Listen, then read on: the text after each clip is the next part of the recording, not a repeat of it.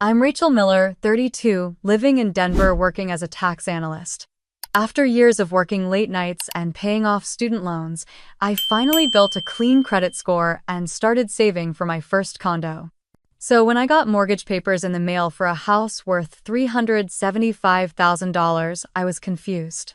Then came the call from my parents. "We used your name to buy your sister a house. You're going to pay for it." When I refused, they actually sued me demanding I pay for everything. What followed was a nightmare that tore my family apart, ruined holidays, and put me in court against the people who were supposed to protect me. Before I share how I fought back and what happened next, let me know where you're watching from. And don't forget to subscribe if you want more true stories about family and financial drama that might save you from the same fate. To understand how it got this bad between me and my family, you need to know who the Millers really are. I will never forget the moment I saw that envelope from First Federal Mortgage in my mailbox. My hands shook as I pulled it out, staring at the bold logo on the corner. I hadn't bought a house, let alone a house worth $375,000. Why would they send me payment documents? The late afternoon sun felt harsh on my face as I stood by the curb, tearing the envelope open with trembling fingers. My eyes scanned the page, the words blurring for a second as my brain tried to process them. Mortgage approval. Monthly payment of $2,400. My name, Rachel Miller, typed neatly at the top. It felt like the world tilted under my feet. I stumbled inside my small Denver apartment, dropping my keys on the floor as I made my way to the kitchen counter. I laid the papers down, spreading them out, flipping page after page. Each page had my name. Some had my signature. Or at least it looked like my signature. I grabbed my laptop and logged into my credit report, my heart pounding so hard it hurt. The mortgage was there, listed under my name, fully approved 2 weeks ago. My credit score had already dipped the mortgage, pulling it down like a rock in water. I felt bile rise in my throat. My hands were clammy, my breathing shallow. I had spent years paying off $42,000 of student loans. I had worked weekends, late nights, skipped vacations, all to build the clean credit I needed to buy my first condo next year. Now it was ruined. I sat down on the kitchen floor, papers scattered around me, pressing the heels of my hands into my eyes. I was trying to stop the tears, to stop the panic, but a sob slipped out anyway. I don't know how long I sat there before my phone rang, vibrating against the tile floor. I stared at the screen, seeing the words "Momcell" glow back at me. My thumb hovered over the answer button. Then I pressed it. "Hi, Mom," I said, my voice hoarse. "Rachel, sweetie," my mother's voice came through, calm, too calm. "Did you get the house papers yet?" I froze. "What did you say?" I asked, my voice sharper than I intended. "The papers from the mortgage company," she continued, her tone casual, like she was talking about a birthday card she had sent. "Did you get them today?" My vision narrowed and I pressed the phone tighter to my ear. "Mom, what the hell is going on?" There was a pause, a small sigh. "Don't be dramatic, Rachel," she said softly. "We can talk about it later." "No," I snapped, my voice rising. "You tell me right now. Did you use my name to buy a house?" "Your father and I just thought it would be easier this way," she said, her voice suddenly sharp. "It's a family matter. We will explain when you come home." I heard a click. She had hung up. I stared at the phone in my hand, my breath coming in short gasps. My mind raced through every possibility, but they all led back to one terrifying thought. My parents had used my name to buy a house I didn't know about, a house I didn't agree to. I pushed myself off the floor, grabbing my purse and the mortgage papers. My hands were still shaking as I found my car keys, nearly dropping them as I headed toward the door. I needed answers. And I was going to get them tonight. I drove the entire way to my parents' house, gripping the steering wheel so tight my knuckles turned white. The Denver skyline faded in my rearview mirror as I pushed down the highway, my mind spinning with every worst-case scenario. How could they do this? How could they use my name, my credit, my future for something I didn't agree to? My phone buzzed on the passenger seat. A text from my dad. "Drive safe. We'll talk when you get here." I ignored it. The sun was setting as I pulled into the familiar neighborhood I grew up in. The houses looked exactly the same, with trimmed lawns and American flags waving on porches. It should have felt comforting, but I felt like I was stepping into enemy territory. I parked in front of the house, the same house I had left when I went to college at 18, determined to make my own way without asking them for a single dollar. Their porch light was on, and I could see shadows moving behind the curtains. I took a deep breath, grabbing the mortgage papers, and walked up the steps. The door opened before I could knock. "Rachel, honey," my mom said, her smile tight, her eyes darting to the papers in my hand. "Don't honey me," I snapped, stepping inside. "What did you do?" My dad was sitting in his recliner, the television muted, his face blank as he looked at me. "Let's sit down," he said. I didn't sit. "You used my name to buy a house," I said, my voice shaking. "Tell me I'm wrong." My mom closed the door and leaned against it, folding her arms. "Rachel, it's not what you think," she started.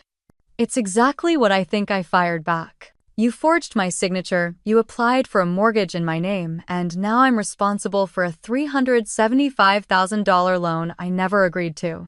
My dad sighed, leaning forward, elbows on his knees. "Your sister needed help," he said, as if that explained everything.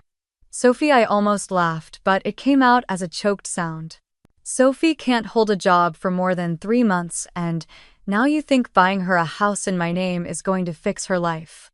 My mom's eyes flared. "Don't talk about your sister like that." "I'll talk about her however I want," I snapped, since apparently I'm the one paying for her now. My dad stood up, his hands raised. "Rachel, listen," he said, his voice calm, the same voice he used when I was a kid, trying to explain why I should just go along with whatever he decided. "We needed to act quickly. The market is hot right now, and this house was a perfect opportunity for Sophie to get a fresh start. She deserves that." At my expense, I shouted, tears burning behind my eyes. "I've worked my ass off for years to build my credit, to pay off my loans, to save for my own place, and you just decided to take that from me without even asking." My mom stepped forward, her voice softening. "Rachel, you're doing well. You can afford this. Sophie can't. Family takes care of family." "No," I said, shaking my head, stepping back. "You don't get to decide how I take care of this family." My dad's face hardened. "The house is already in your name," he said, his voice cold. "There's nothing to change now. You're going to help your sister whether you like it or not." The finality in his voice made something snap inside me. I threw the papers onto the coffee table, the pages sliding across the wood. "This is fraud," I said, my voice steady now. "You committed fraud, and you think I'm just going to roll over and accept it." My mom's eyes widened, and she looked at my dad. "Don't say that word," she hissed. "It's the truth," I said, "and I'm not going to let you ruin my life because you can't say no to Sophie." My dad stepped closer, towering over me. "Lower your voice," he said, his jaw tight. "You are not going to destroy this family over money." I looked up at him, feeling the rage boil in my chest. "Watch me." I turned and walked out, my mother calling my name, but I didn't look back. The cold air hit me as I stepped outside, and I sucked in a breath, trying to calm the pounding in my head. I fumbled with my keys, my hands shaking as I got into my car. I started the engine, gripping the steering wheel, staring at the house I once called home. They thought I would just accept this. They thought I would pay for Sophie's house because it was easier than fighting back. They were wrong. I shifted the car into drive, pulling away from the curb as the porch light glowed behind me. I was going to fight this, no matter what it cost me. I didn't know that stepping into my childhood home in Denver that night would destroy my family forever. The familiar creak of the front door felt wrong as I stepped inside. The living room smelled the same, a mix of old carpet and my mom's lavender spray. But the air was heavy, thick with something I couldn't name. My dad, Tom, was sitting in his recliner wearing the same gray Broncos hoodie he always wore. He was 60, retired early after working years as a mechanic, but he looked older tonight. My mom, Linda, was in the kitchen wiping her hands on a dish towel, her eyes red and puffy.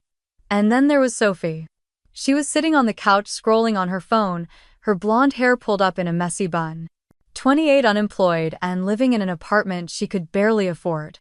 I knew she had credit card debt, $16,000 last time I heard, but she never seemed worried.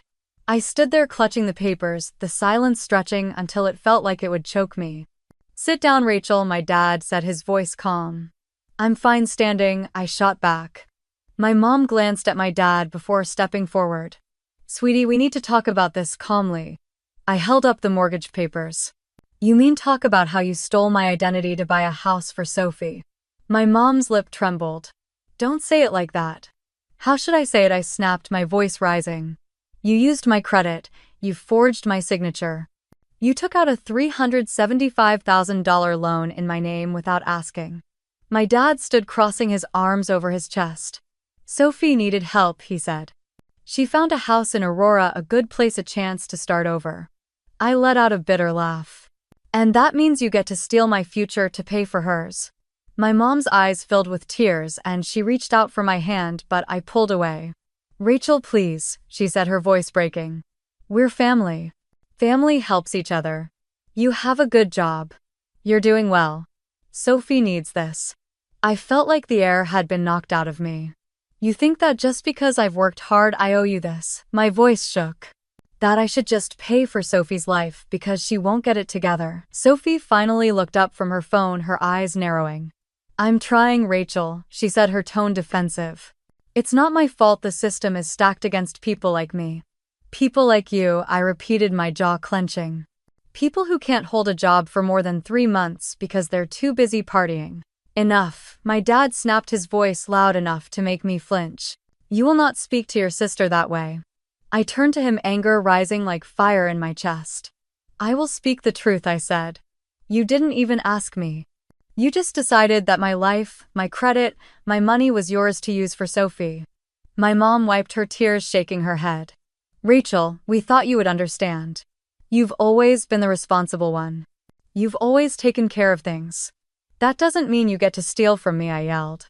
My dad stepped closer, his eyes cold. This is your responsibility, Rachel, he said.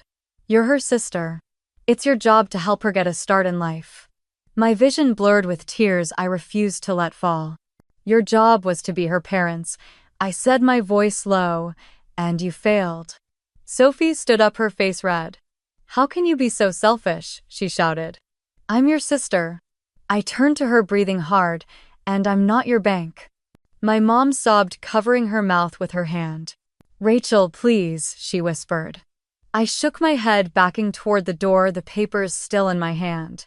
I'm not paying for this, I said, my voice breaking. I reached for the doorknob, my hand shaking as I heard my dad's voice one last time. If you walk out that door, don't expect to come back. I paused, swallowing the lump in my throat. Good, I whispered. I opened the door and stepped into the cold night air, slamming it behind me as tears finally streamed down my face. The cold air hit my face as I walked to my car, wiping tears with the back of my hand. My chest felt tight, each breath sharp and uneven.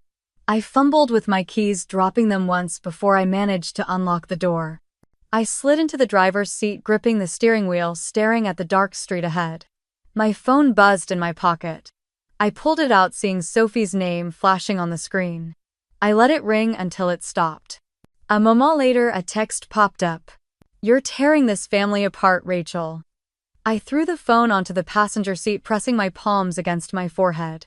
Tearing the family apart. They had stolen my name, my credit, my future, and I was the villain. I turned on the ignition, the engine rumbling in the quiet street. I pulled away from the house, the porch light still on, my mother's shadow visible through the window. I didn't know where to go, so I drove. I passed the grocery store I used to go to with my mom. The park where my dad taught me to ride a bike. The streets were filled with memories that felt poison now. I ended up in a quiet parking lot near Sloan's Lake, the water dark under the streetlights. I parked and let the silence wrap around me. My phone buzzed again. This time it was my mom. I closed my eyes, letting it ring. When it stopped, another message appeared. We can fix this. Just come home. Home. That word didn't mean anything anymore. I opened my phone and scrolled to my friend Leah's contact. She was the only person I could think of at that moment. I hit call. She answered on the second ring. Rachel, are you okay? Her voice broke something in me. No, I whispered, choking on the word. Where are you? She asked quickly. I told her and she said she would be there in 10 minutes. I sat there, my hands shaking, trying to calm my breathing. I watched the lights of cars passing by, people going home to families that probably weren't trying to ruin their lives. Headlights pulled in and Leah parked next to me. She jumped out of her car and came to my window, knocking gently. I opened the door and she crouched down, looking at me. What happened? I handed her the mortgage papers, unable to speak. She read the top page, her eyes widening. Are you serious? They did this without telling you? I nodded, wiping my face with my sleeve. She stood up, opening my door wider. Come on. You're coming to my place tonight. I hesitated. Rachel, you can't be alone right now, she said, her voice firm. I grabbed the papers and my purse, getting out of the car. Leah wrapped an arm around me, guiding me to her car. As we drove to her apartment, she didn't ask questions. She just let me sit in silence, staring out the window as the city lights blurred past. When we got to her place, she made me tea, setting it in front of me on the kitchen counter. Whatever they did, we'll figure it out, she said softly. I looked at her, tears in my eyes. I don't know what to do, Leah. They're my family. And you're allowed to protect yourself, she said. I opened the papers again, staring at the numbers, the payment schedule, the debt that was now tied to my name. I felt the fear and anger rise again, mixing into something sharp. They think I'm going to pay for this, I said quietly. Leah nodded. What are you going to do? I looked up at her, my jaw tightening. I'm not paying a single cent for that house, I said. I closed the papers, feeling a new clarity in my chest. If they wanted a fight, I would give them one. And I would not lose. I thought it would end when I said no. I was wrong. It was only the beginning. The next morning, I called Emily. She was my best friend from college, now a real estate attorney in Denver. My hands shook as I dialed her number, pacing Leah's small kitchen. Rach, Emily answered, her voice warm but cautious. Are you okay? No, I said, clutching the mortgage papers. I need your help. An hour later, I was sitting in Emily's office downtown, the papers spread across her desk. She wore her dark hair tied back, glasses perched on her nose as she flipped through each page.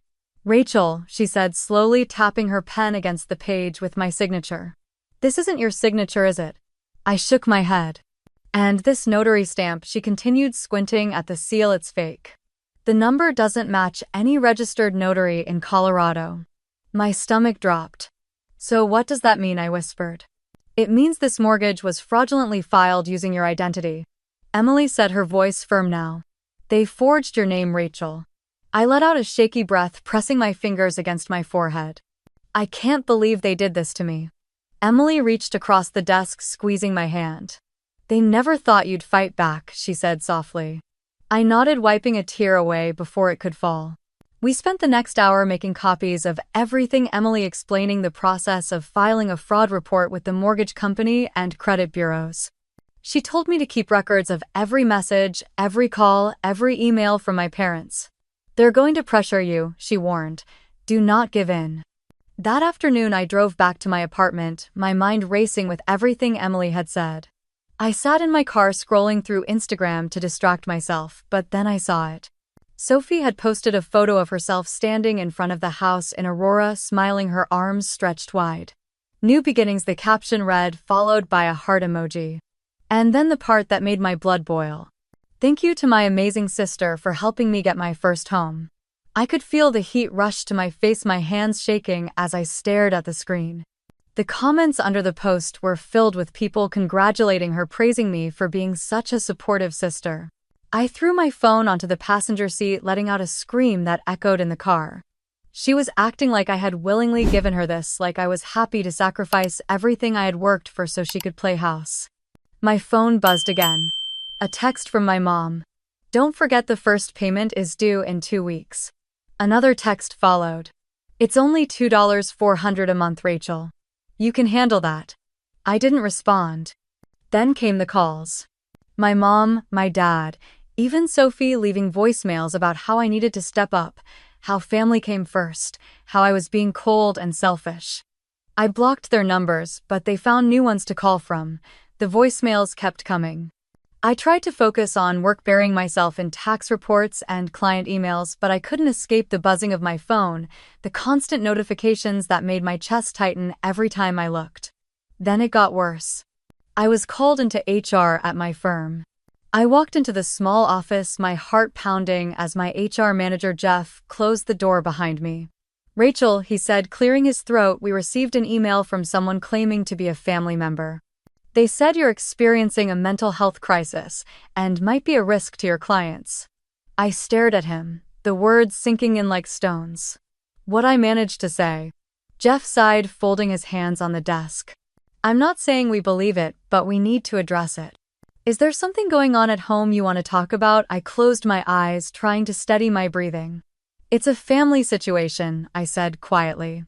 They're trying to force me to pay for something I didn't agree to, and now they're trying to ruin my life when I refuse. Jeff nodded slowly.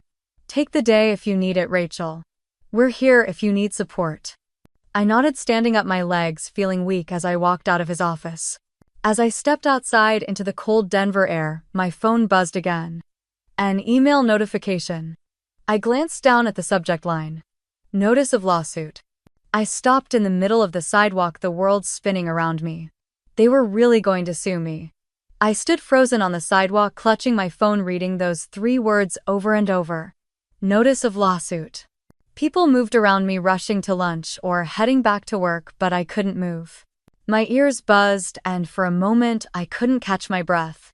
I forced myself to walk back to my car, each step heavy, my mind spinning. In the driver's seat, I opened the email. My parents had hired an attorney. They were suing me for the entire mortgage balance, claiming I had verbally agreed to pay for the house and was now refusing to uphold a family commitment. They were calling me a liar. They were calling me a thief. I scrolled down, seeing the attachments. Legal documents, demand letters, copies of the mortgage papers with my forged signature now being used as evidence against me. I slammed my phone onto the passenger seat, gripping the steering wheel until my knuckles turned white. How could they do this to me?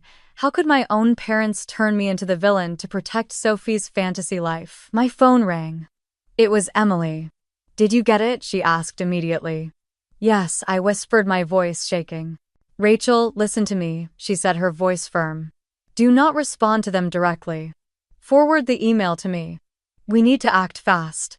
Tears blurred my vision as I opened the email and hit forward, sending it to Emily.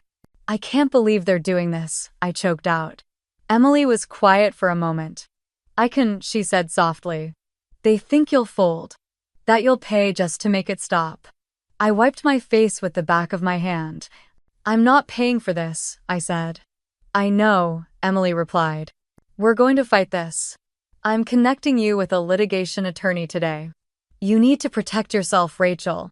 I nodded, though she couldn't see me. I'm so tired, Emily, I whispered. I know you are, she said. But you're stronger than you think.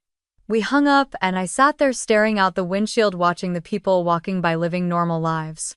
I drove home, every mile filled with dread, thinking about what would happen if I lost this fight. My credit would be destroyed. I would be drowning in debt for a house I didn't own, for a sister who didn't care. When I got home, I collapsed on my couch, the papers still open on my phone, the lawsuit a dark cloud over everything. My phone buzzed again. A text from Sophie. You did this to yourself. Just pay the mortgage and end this. I stared at the message, the rage in my chest mixing with exhaustion. I thought of every time I covered for her, every time I paid for her gas, for her rent, for her emergencies that never ended. I thought of my parents sitting in that house, deciding my future without me. And I realized something. They thought I would give in. That I would sacrifice my life, my credit, my peace, just to keep the family from falling apart. They were wrong. I opened my laptop, pulling up the list Emily had sent me. A litigation attorney named Mark Harris was at the top. I dialed the number, my hands steady for the first time in days. Mark Harris, this is Rachel Miller, I said when he answered. I need to fight my family, and I need to win. I never thought my parents would sue their own daughter until I held the lawsuit demanding $375,000 in my hands. I sat on the floor of my apartment, the thick stack of papers spread out in front of me.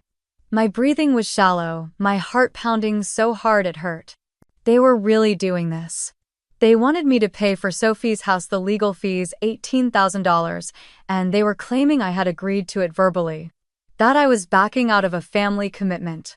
I felt like I couldn't move, the weight of it pressing down on me, crushing me. My vision blurred and I let out a small broken sob before I could stop it. I hadn't slept in days, tossing and turning at night, checking my phone at 3 a.m. Terrified of losing my job, terrified of my future being ruined. My credit score had already dropped from 785 to 710 just from the mortgage appearing on my report. I had worked for years to build that score, sacrificing vacations, dinners out, new clothes, just to make sure I could buy my own home one day. Now it was slipping away because my family decided I owed them everything. I picked up my phone and called Emily, my fingers trembling. "Rachel," she answered immediately. "Are you okay?" "No," I whispered, my voice cracking. "They filed it. They really filed it." Emily was quiet for a moment. "I'm so sorry, Rach," she said softly. "We're going to get through this. I promise."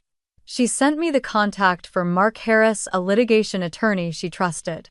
I called him that afternoon, sitting in my car in the parking lot of my office, my hands sweating as I held the phone to my ear. Rachel Miller. Mark's voice was calm, confident. "Emily told me about your situation. I can help you, but you need to understand litigation is expensive." I closed my eyes, swallowing hard. "How much?" I asked. "My retainer fee is $8,000, he said. "That will cover the initial filings, but if this goes to court, costs will increase." $8,000, almost everything in my emergency fund. The fund I had built to protect myself, to feel safe. Now it would be gone because my parents were trying to destroy me. "I'll send over the retainer agreement today," Mark said. "The sooner we file your response, the better." I ended the call staring at the dashboard, tears rolling down my cheeks. For a moment, I thought about giving up. About paying the mortgage, letting them win just so it would stop, so I could sleep again. But then, as I sat there, my phone buzzed with a notification. Instagram. I opened it and there she was.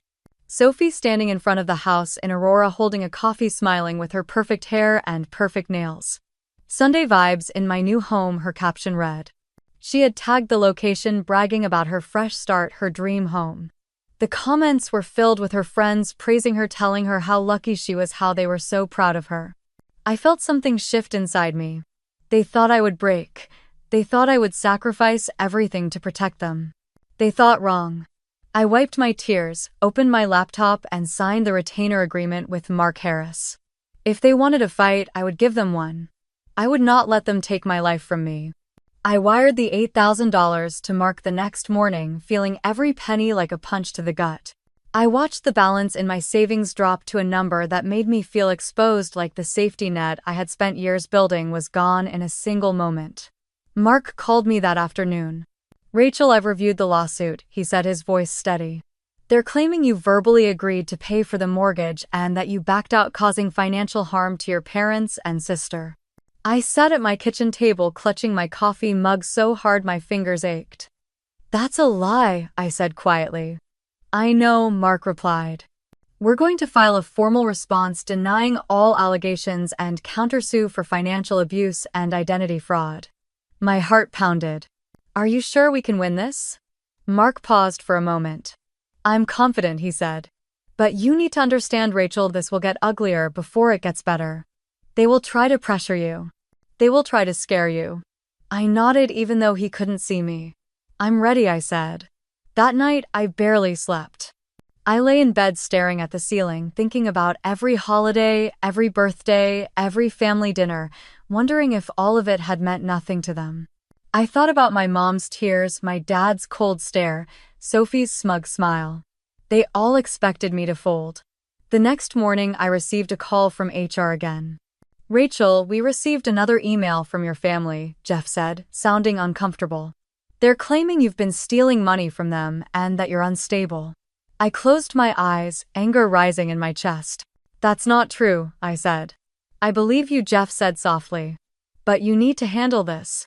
We can't have this disrupting your work." I hung up my hands, shaking, and texted Emily. "They're trying to destroy me," I wrote. "Don't let them," she replied. "You're stronger than they think." I opened my laptop, reading through the documents Mark had sent me. He had drafted the official response to the lawsuit, denying every claim, attaching the evidence of the forged documents, the fake notary stamp, and the emails and texts my parents had sent admitting what they did. He had also filed a counterclaim for identity theft, financial exploitation, and emotional distress. My phone buzzed again. Mark. Rachel, I just filed everything with the court, he said. You've officially responded and your family will be served with the countersuit. I exhaled a mix of fear and relief washing over me. What happens now? I asked. Now we wait, Mark said, and we prepare. There was a pause, and then his voice softened. Rachel, I need you to be ready for what's coming. Your family will be exposed for what they did. They will try to twist everything, but the truth is on your side. I closed my eyes, letting his words sink in. Thank you, Mark, I said. You're welcome, he replied. And Rachel. Yeah. Prepare yourself. Your family is about to be exposed in court. I thought they couldn't go any lower until they started threatening to destroy everything I had built. It started with a text from my dad late one night. Your mom is in the hospital. She can't handle this stress. If you keep going, you'll kill her. I sat on my bed, the glow of the screen lighting up the dark room, my hands shaking. My chest tightened, a cold fear creeping through me. Then, another message. Is this worth your mother's life, Rachel? I covered my mouth, trying to muffle the sob that broke out of me. For a moment, I almost believed them, almost felt the old guilt trying to drag me back into submission. But then I remembered the forged papers. The sleepless nights. The lawsuit they filed against me. I wiped my tears and turned off my phone. The next morning, I woke up to a notification from Instagram. My stomach dropped when I saw Sophie's face on a GoFundMe link shared by mutual friends. Left behind by my sister trying to save my home, the title read. There was a video of her, fake tears in her eyes, talking about how I had abandoned her and left her homeless while I was living comfortably, refusing to help. Thousands of shares. Hundreds of comments calling me selfish, heartless, ungrateful. People who didn't even know me telling me to do the right thing. I slammed my laptop shut, breathing hard, my hands shaking with anger. That afternoon, HR called me in. Rachel, Jeff said, avoiding eye contact, we think it's best if you take some time off. 2 weeks unpaid to get things in order. I stared at him, the words echoing in my head. You're suspending me, I asked. It's not a suspension, Jeff said quickly. It's a wellness break. I walked out of the office, my ears ringing, the world around me a blur. I got home, dropped my bag on the floor, and collapsed onto the couch, staring at the ceiling. For a moment, I thought about giving up, letting them win. Letting them take the house, the money, everything, just so I could breathe again. But then in the middle of that darkness, I opened Facebook and searched for financial abuse support groups. I found one called Children of Financial Abuse Parents and joined. Within minutes, strangers were welcoming me, sharing stories so similar it made me cry. One post said, "You do not owe your life to pay for someone else's irresponsibility." Another said, "Family doesn't get to abuse you just because they're family." I felt seen for the first time in weeks. That night, I opened the folder where I had saved screenshots and emails. I found one from my mom to my dad months ago. "If we ask Rachel, she'll say no," she wrote. "Just sign it. She won't dare fight us." I stared at the words, anger and clarity settling in my chest. They knew I wouldn't agree. They counted on my silence, my fear, my guilt. Not this time. I closed my laptop and sat in the quiet, the glow of the screen fading from the room.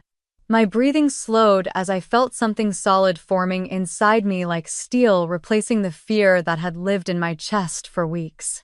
They thought I would break. They thought they could guilt me, shame me, scare me into submission. But they were wrong. The next morning, I called Mark, the phone cold against my ear, as I stood by the kitchen window watching the sunrise over Denver. "Mark, it's Rachel," I said. "How are you holding up?" he asked.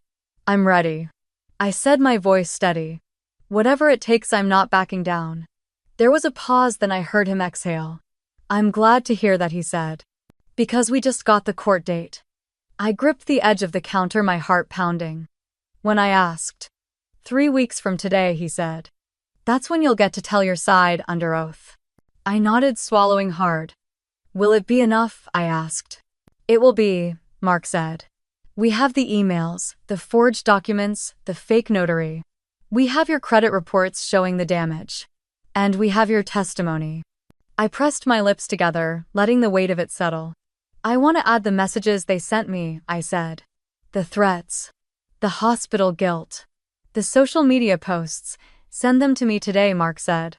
Everything helps.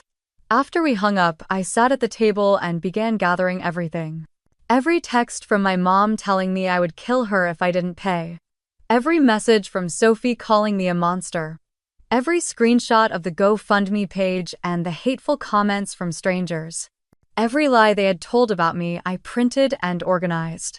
That afternoon, I went for a walk around Sloan's Lake, the cold air burning my lungs, my boots crunching on the gravel path. I watched families jogging, kids riding scooters, couples holding hands.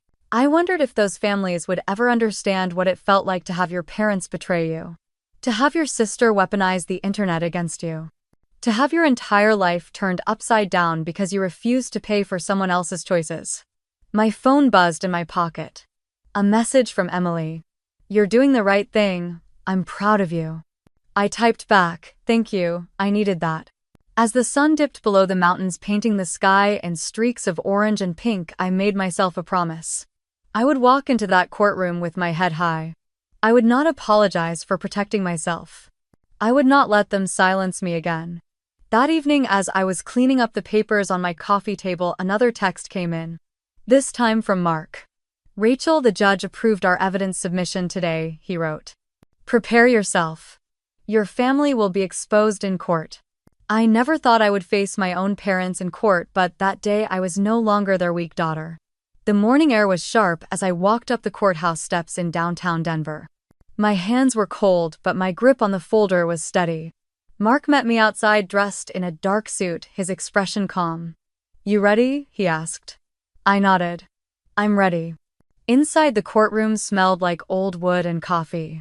The walls felt heavy, like they were holding the weight of every family that had stood here before me. Tom and Linda were already seated at the plaintiff's table, Sophie between them, her hair curled perfectly, her eyes puffy like she had been practicing tears. Their lawyer, a gray-haired man named Richard Blake, turned and gave me a polite nod, but his eyes were cold. Mark and I sat down, and I tried to steady my breathing as the judge entered. Case number 24 to 7865, Wilson versus Miller, the bailiff announced. All rise. We stood, and I felt the moment settle on my shoulders heavier than I expected. The judge, a woman named Judge Carter, nodded for us to sit. Let's proceed, she said. Blake stood first, his voice smooth as he began. Your Honor, this case is about family obligations. About a daughter who promised to help her sister have a stable home, then abandoned that promise, leaving her family in financial ruin. I clenched my jaw, my fingers digging into the folder on my lap. Linda sniffled, dabbing at her eyes with a tissue. Tom stared straight ahead, his arms crossed. Sophie wiped away a tear, shaking her head like she couldn't believe how cruel I was. Blake continued, painting me as selfish, ungrateful, cold. That I made good money and refused to help the family that raised me. When he finished, the courtroom fell quiet. Mark stood, buttoning his jacket. Your Honor, he began, his voice firm but calm, this is not a case about family obligations. This is a case about fraud. He walked forward, placing copies of the emails, text messages, and credit report on the table before the judge. Exhibit A, emails from the plaintiff admitting they knew Miss Miller would never agree to this mortgage. Exhibit B, the forged mortgage documents with a fraudulent notary seal. Exhibit C, Miss Miller's credit report showing a significant drop due to the fraudulent mortgage. Mark turned to the judge. Your Honor, this family did not ask Miss Miller for help. They stole her identity, forged her signature, and are now trying to manipulate the court to force her to pay for their decisions. My heart pounded as the judge flipped through the papers, her face unreadable. Mark pulled out his last piece, a printed screenshot of Sophie's Instagram video. And finally, Exhibit D, a video of Miss Sophie Miller celebrating her new home, claiming her sister made it possible while Miss Miller was unaware her credit and financial future were being used to fund it. The courtroom was silent, the only sound the faint buzzing of the fluorescent lights above us. Then Mark turned to me, nodding once. Rachel, it's time. I stood up, my legs steady as I walked to the witness stand. The bailiff swore me in, and I took a deep breath before sitting down. Judge Carter nodded at me. Miss Miller, you may proceed. I looked over at my parents. My mother's eyes were red, but she wouldn't meet my gaze. My father sat stiff, his jaw tight, his arms crossed. Sophie stared at me with a mix of fear and anger. I turned back to the judge. I never agreed to pay for that house, I said, my voice clear. They never asked me. They used my information, forged my signature, and took out a mortgage without my knowledge. Blake stood up quickly. Objection, Your Honor, hearsay. Judge Carter raised a hand. Overruled. Continue, Miss Miller. I pulled out my phone, scrolling to the screenshot I had saved. This is a text my mother sent to my father, I said, handing it to the bailiff, who passed it to the judge. If we ask Rachel, she'll say no. Just sign it. She won't dare fight us. The courtroom was so silent I could hear the ticking of the clock on the wall. Judge Carter read the message, her eyes narrowing slightly. I looked back at my parents. My mother was shaking her head, whispering, "No, no, no." My father's face turned pale, and Sophie's hand flew to her mouth as she started to cry. I felt the fear leave my body, replaced with something stronger. Truth. Your Honor, I have worked since I was 16, put myself through college, and saved every dollar to protect my future. I continued, my voice shaking but firm. They thought I would stay silent to keep the family peace, but I won't let them take everything I've worked for. Mark stepped forward. No further questions, Your Honor. Blake looked rattled as he stood. Miss Miller, didn't your family help you growing up? I met his eyes. My family provided the basics, but I paid my way through college and built my life alone, I said. Is it true you make enough money to help your sister? He pressed. I leaned forward. It doesn't matter how much money I make, I said. It's about consent. It's about respect. Blake opened his mouth to speak, but Judge Carter held up her hand. I've heard enough, she said, her voice firm. She looked at my parents, then at me. There is clear evidence of forgery, misuse of financial documents, and fraudulent acquisition of a mortgage in this case. My mother let out a sob. Sophie buried her face in her hands, her shoulders shaking. Judge Carter glanced at the clock. I will issue my ruling within 7 days. She banged the gavel once, and the courtroom doors opened, the sound echoing in my chest. Mark leaned over, his voice low. This is it, Rachel. Get ready. I thought I would feel victorious when I won, but that feeling never came. I was at my desk, the afternoon sun pouring through the window, when my phone rang. It was Mark. Rachel, he said, his voice steady. The judge issued the ruling. I held my breath. You won. I let out a shaky exhale, gripping the edge of my desk to keep steady. The judge ruled the mortgage was obtained through fraud, Mark continued. It's cancelled and your credit will be cleared. Your parents have been ordered to pay $12,000 in attorney's fees. I closed my eyes, letting the words sink in. You did it, Rachel, Mark said softly. I wanted to feel relief, joy, satisfaction, something. But all I felt was tired. After we hung up, I sat there for a long time, listening to the hum of the heater, staring at the ceiling. The next morning, I heard that the bank had contacted Tom and Linda demanding payment on the mortgage. If they didn't pay, the house would go into foreclosure. I imagined Sophie packing boxes, tears in her eyes, blaming me with every breath. I imagined my parents arguing in their cramped kitchen, the tension thick, blaming me for the mess they created. And for a moment, I felt sorry for them. But that moment passed. I made myself coffee and opened my laptop to check emails, needing to distract my mind from the guilt that tried to crawl back in. As I scrolled, a notification popped up on my phone. It was a text from Sophie. You destroyed this family. Are you happy now? I stared at the words, my thumb hovering over the reply button. But I didn't respond. Instead, I put my phone down, wrapped my hands around my coffee cup, and let the silence fill the room. I set the coffee cup down, my fingers tracing the rim, trying to quiet the shaking in my hands. I thought about calling Emily, but I didn't know what to say. How do you explain that you won, but feel like you lost everything at the same time? My phone buzzed again, and for a moment, I thought it was Sophie sending another message to dig the knife in deeper. But it was Mark. Call me when you're ready to talk through next steps, his text read. I typed back, will do, thanks. I stood up and walked to the window, looking out at the quiet Denver street below, the early evening light casting long shadows over the parked cars. A couple walked by, holding hands, laughing softly, and I wondered if they had parents who loved them without conditions. I wondered if they knew how lucky they were. I sat back down, pulling my knees to my chest on the couch, and let myself feel it for a moment. The sadness, the betrayal, the exhaustion that clung to every bone in my body. I remembered the nights I stayed awake worrying about how to pay my bills while my parents used my name to buy a house for Sophie. I remembered the panic when HR called me and the shame of seeing Sophie's GoFundMe calling me a monster. I remembered sitting in court watching my mother cry and call me ungrateful as if I had chosen any of this. A tear slid down my cheek and I wiped it away quickly as if someone might see even though I was alone. I picked up my phone, scrolling back through the old messages from my parents. Family helps family. You're selfish. You'll kill your mother if you keep this up. The words still stung even now. I put the phone down and stood walking to the small bookshelf in the corner, pulling down the framed photo of us from Thanksgiving 3 years ago. We were all smiling, arms around each other, plates of pumpkin pie on the table. I stared at that photo, searching for the family I thought I had. But it wasn't there. I placed the photo face down on the shelf.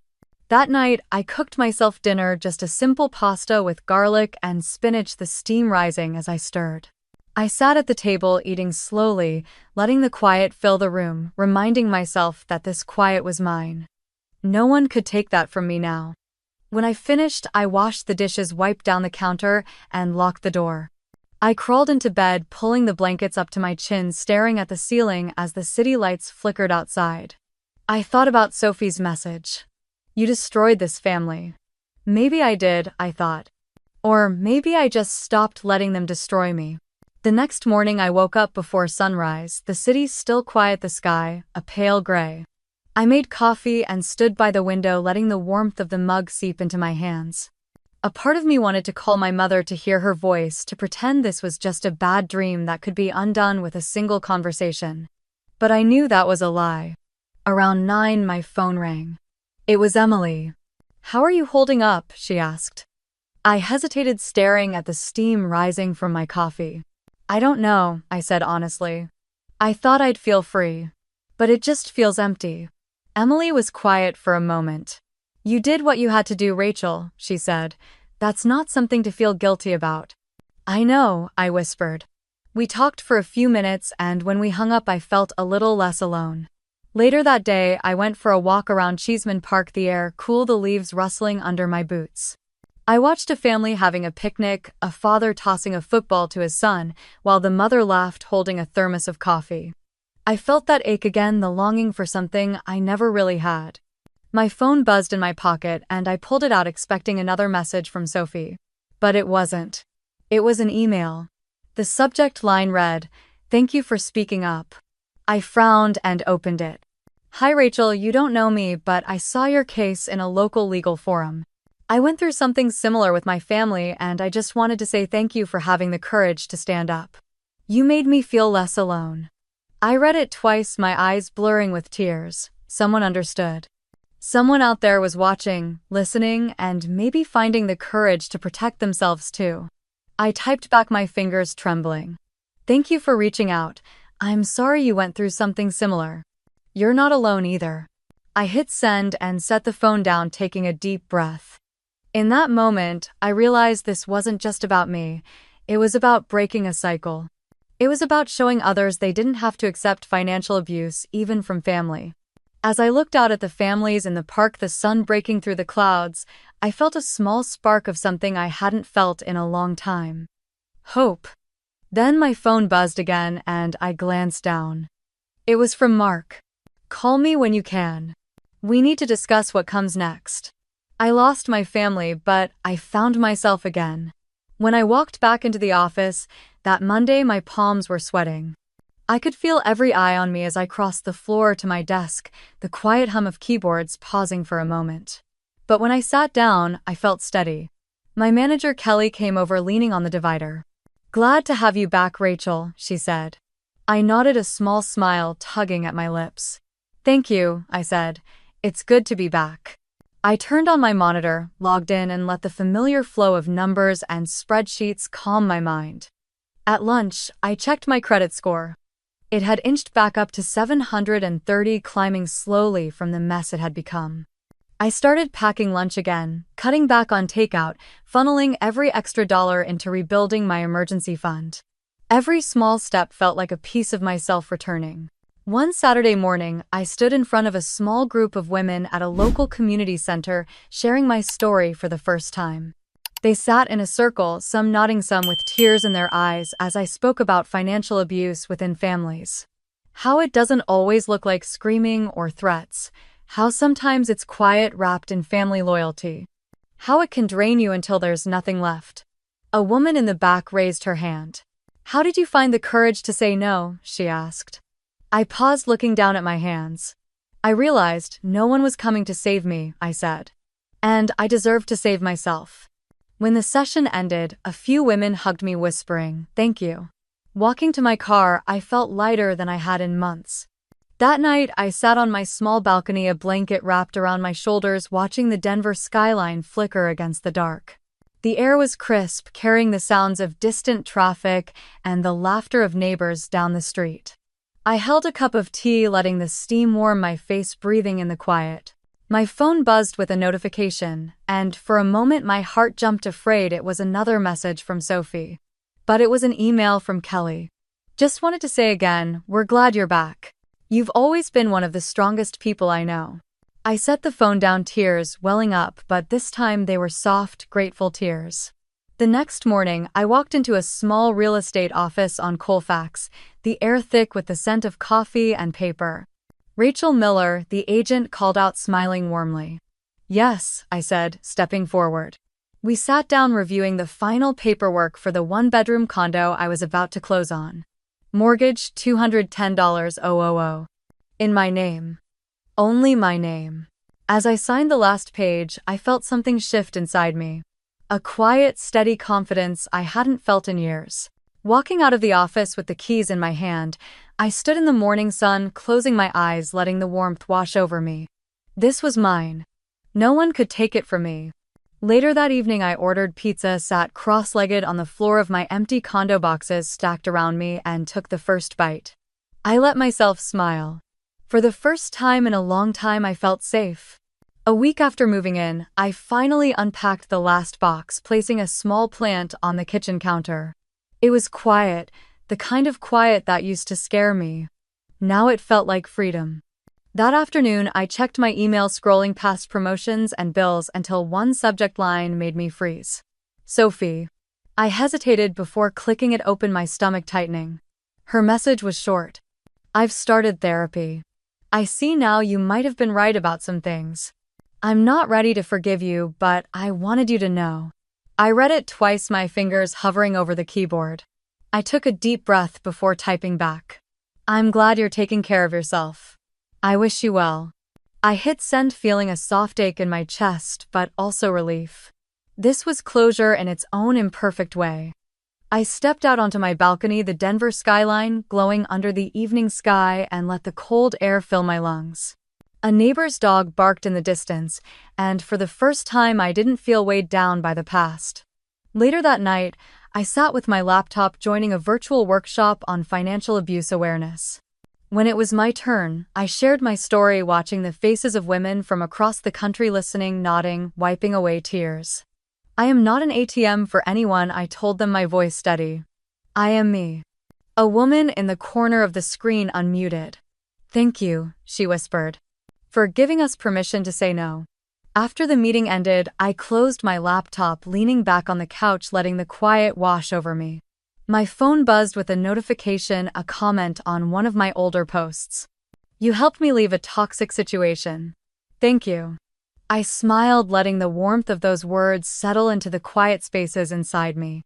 I glanced around my small condo, the soft glow of the lamp casting a comforting light on the freshly painted walls. This was my home. My choice. My life. The next morning, I woke up to sunlight pouring through the sheer curtains, warming my face.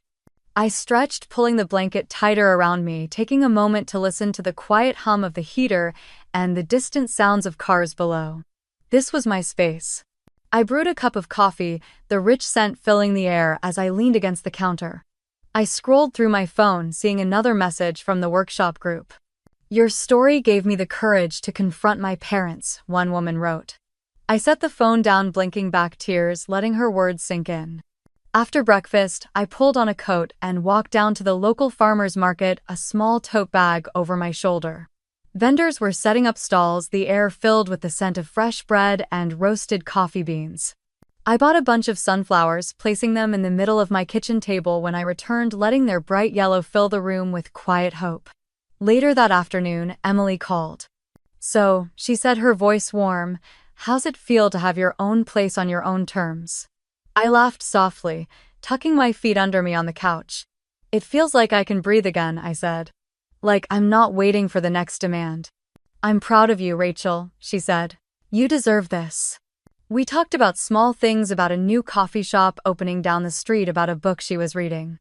For the first time in a long time, a conversation wasn't weighed down by fear or shame.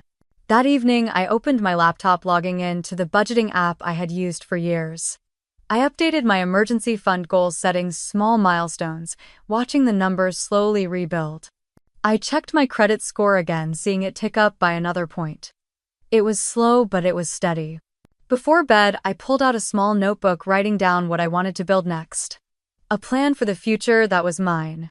Not dictated by guilt, not driven by fear, mine. As I turned off the lamp, climbing into bed, I let out a deep breath. I wasn't just surviving anymore, I was living. If you've ever had to set boundaries with your family to protect yourself, I want to hear your story. What would you have done if you were me? Have you ever been in a situation like this? Share in the comments. And don't forget to like and subscribe for more stories like this.